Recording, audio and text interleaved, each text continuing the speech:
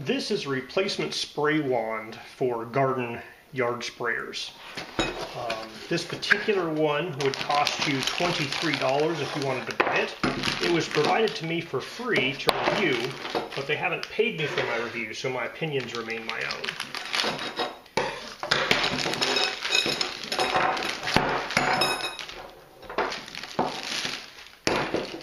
So this sprayer includes several different connectors here for quick connectors or hose barb connectors. The handle here is a plastic handle but a metal valve, and it has a little clip here so you can push that down and clip it in the locked arm position or just spray with it. It has the spray at the end here, so theoretically you could do a super short one, or you can add in one or two of these guys to get up to 44 inches in length to have a very long sprayer. So I have a plastic construction garden sprayer that was a very inexpensive one, and I am hoping to replace the plastic spray thing because the valve is just broken open. So we are going to use these parts and see if I can replace my spray wand with something a little better. Now, from a parts composition standpoint, a lot of this here is stainless on the spray wand here, with the exception of the handle, which has a very good magnetic response, and this little guy here has a little bit of one. So that handle may not be stainless. We got brass for the two different size hose barbs here. These guys here are stainless there, although the bolt may not be stainless. It's not a super strong magnetic connection, but it's strong enough those bolts might rust, even though the hose clamp part here is stainless. And then of course you have these plastic adapters. So for attaching it to your hose, you have the two different sizes of the barbs with these guys. And then you have this guy, so if you take the barb off, you can screw this guy on, and it basically has a quick connection. And this is all plastic here, and there's two options for your quick connector. So both of these ends will snap onto that guy. You pull this down, snap it on, and that thing snaps in place, and so you can take that off. But there's two different styles of connectors here. So one is this guy, you put a rubber hose over that, then this guy here would pull that into the barb. And then this is essentially the same thing but with a larger diameter hose, and then this guy here would pull these into the hose to hold it on.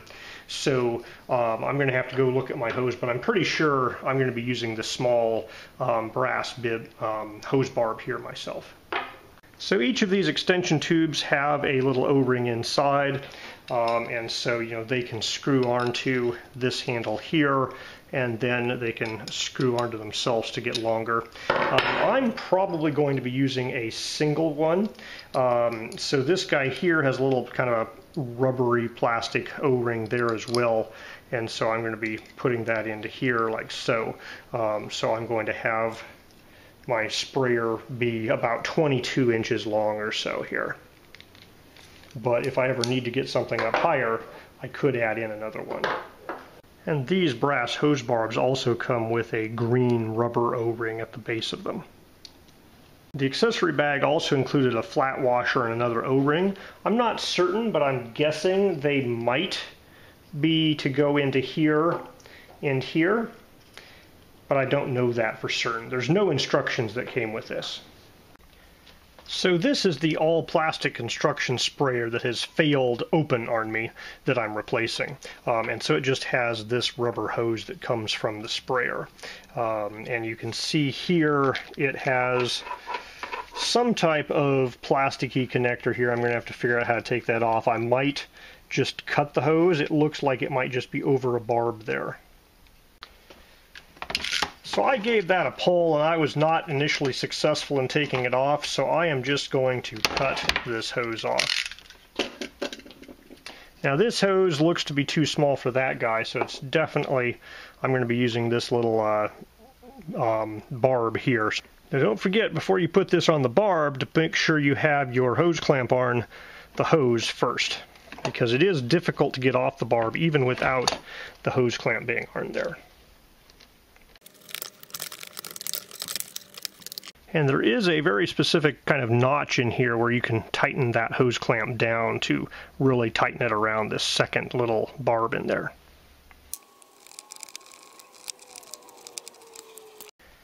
So there is a flathead screwdriver groove here, but it's not always easy to get a lot of torque on one of those.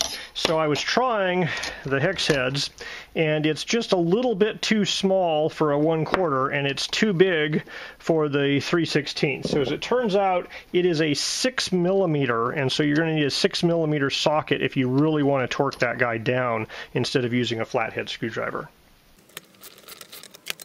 If you want to tighten that little nut into this guy, I found a 5/8" wrench works. I suspect it's metric because it's a little bit wobbly, but 5/8 will definitely tighten that guy in place.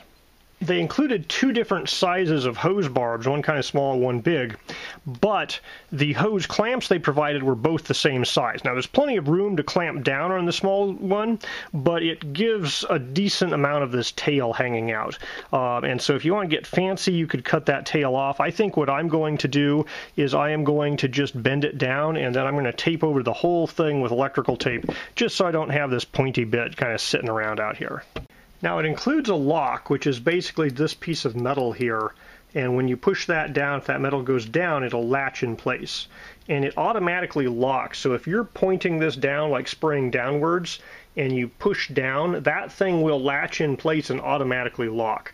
And so I can tell right now I'm going to be annoyed by that because I'm spraying weeds down low, and so this is always going to be locking. I'm always going to have to grab my finger up to grab it and move it back. Now here it's not falling forward, but if you kind of have it just sitting there, it'll lock. And so you might be able to leave it snapped back where it won't lock. But if that becomes an issue for me, I might be pulling this thing off the handle just so it doesn't lock on when I don't want it locked on, because I generally don't need the lock because I'm not spraying large expanses. Alright, I've wrapped that hose clamp in electrical tape just so it doesn't snag anything. Let's do the real test, which is, does this guy leak and how does the spray pattern look? Alright, I've pressurized my container. I don't see any leaks. It is a very long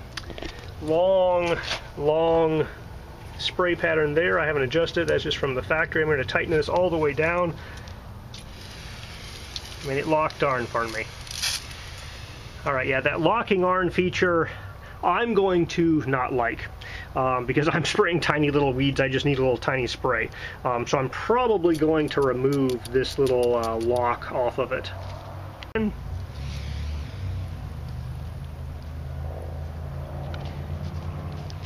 So when it turns on, it does a pretty wide fan there, and then it takes a while to turn off, and I think that's because it has this long tube, and so it builds up pressure in that long tube.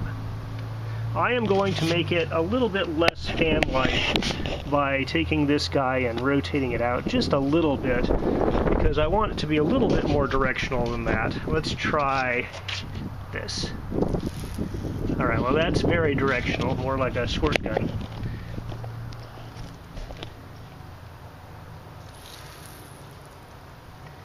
Alright, so this is a serious spray nozzle for putting out a lot of stuff.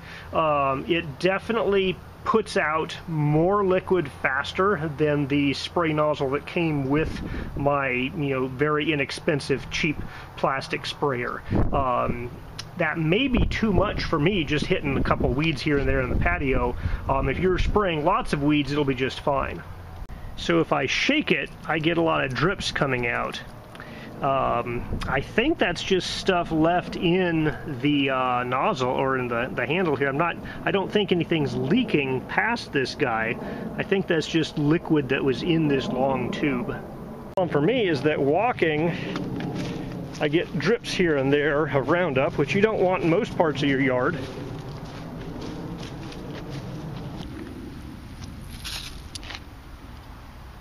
Yeah, so when you turn it off, there's a half second where it still is spraying with built-up pressure just in that metal tube. I'm going to just turn it on and off real quickly here. And yeah, that's about as quick on off as you can get. So it's not great for just a target little spot. Hey, I want to kill one little weed there. You know, this is very much a, hey, I turned it on, I'm spraying a large area. It does great for spraying a large area. When I turn it, locked on again, when I turn it off, it dribbles a little bit at the end. And then if you shake it, you get more dribbles out. You know, so this will definitely put down a lot of spray. Has a pretty nice spray pattern, but for just tiny little spots, it's not great at turning off. I think I might have to remove this 20-inch tube and use just that guy right on the end of the handle to limit the amount of volume in this tube that it kind of builds up pressure and maintains some liquid in. So yeah, if you're doing like a long, you know, 6-foot section here you want to spray, it's really great for that. You can see when I got done spraying, there's this little bit over there as I was moving to my next section, which is fine on concrete. Wouldn't want that in your lawn. Yeah, I just unscrewed this long tube from the valve, and all of this drippage is just coming out of that tube, because you can see inside that tube is pretty good diameter. You know, it's at least a 1/4 inch across there, and so it can hold a lot of liquid just in that length of tube. So we're going to try just the nozzle at the end of the valve here. So I'm turning it on and then off again. It dripped 3 times and then it's done. So yeah, for spot applications, you're going to have to bend down and use a short nozzle here. The extension tubes are great if you want to put out a lot of spray and you don't worry about dripping at the end a little bit. But if you're just like hitting one little weed like I am most of the time, you're going to have to probably put the nozzle right at the end of the valve here. Plus side, the short nozzle means it can stow there very nicely. As it turns out, I have lots of extra parts I'm not using from this kit, but I guess it's better to have these things and not need them than to need them and not have them.